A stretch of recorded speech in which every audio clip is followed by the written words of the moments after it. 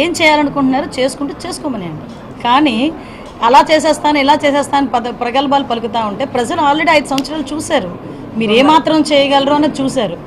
ఏమాత్రం చేయబోతున్నారు అనేది మొన్న మావిగన్తోనే ఒక క్లారిటీ వచ్చింది.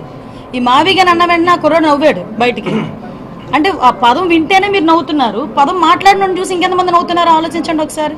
ఇలాంటి వ్యక్తి గురించి ఇంత మంచి పోలీస్ స్టేషన్లో ఎంతో కుటుంబాలకు మంచి జరిగి ఇలాంటి ప్రదేశంలో మాట్లాడుకోవడం కూడా నాకైతే అశుభంగా భావిస్తున్నాను. కాబట్టి ఇక్కడ వదిలేండి. కంపల్సరీ అండి. నాకు సర్కిల్ విషయం కూడా చెప్పున్నారు, కొంత మేరకు ఇబ్బందులు ఉన్నాయి కొన్ని పోలీస్ స్టేషన్స్. అంటే దయచేసి మీరు కూడా అర్థం చేసుకోవాలి. లాస్ట్ 5 years మేము 2018 అంటే మీకు ఒక ఎగ్జాంపుల్ చెప్తున్నా. మొన్నే ఫైర్ టెండర్ వర్క్స్కి సంబంధించి కొన్ని ఎక్విప్మెంట్ అంతా ఓపెన్ చేసాం 246 కోట్ల రూపాయలు పెట్టి. ఆ రోజు నేను ముందు రోజు అన్ని చెక్ చేసుకుంటే 2018 తర్వాత నుంచి ఒక్క ఫైర్ ఇంజన్ రాలే గవర్నమెంట్, ఒక ఫైర్ ఇంజన్ కొనలే, ఒక చిన్న బోటు కొనలే.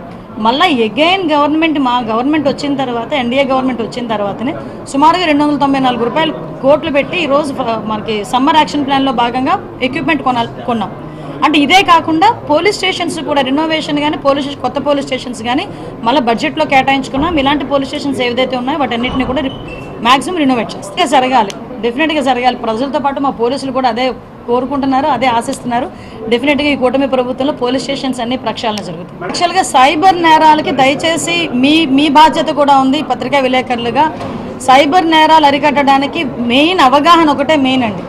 ఎందుకంటే ఎంత అవగాహన వస్తే ప్రజల్లో అంత ఈజీగా మనం ఆ సైబర్ నేరాల నుంచి బయటపడగలం. ముఖ్యంగా సైబర్ నేరాలు కూడా నేను మొన్న అసెంబ్లీలో కూడా చెప్పాను, ఎక్కువ మంది ఎడ్యుకేటెడ్ సైబర్ నేరాలు బారిట పడి డబ్బులు పోగొట్టుకుంటున్నారు. దయచేసి సైబర్ నేరాలకి దూరంగా ఉండండి.